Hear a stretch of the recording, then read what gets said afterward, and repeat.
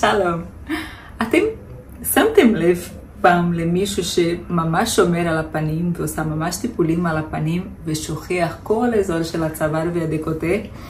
אז כדי לא לעשות את זה, אני אגיד כמה דברים.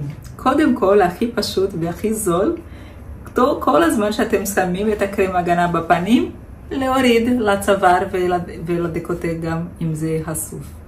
זה הראשון ומאוד מאוד חשוב.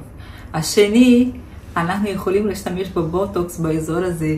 יש לנו שריר פה שמושך הכל למטה. ואז אם אנחנו שמים את הבוטוקס, אנחנו משתקים את השריר, ואז פתאום כל הקונטור חוזר.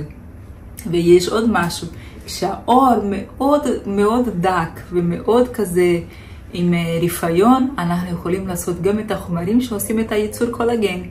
ואז אנחנו יכולים גם לטפל בצוואר.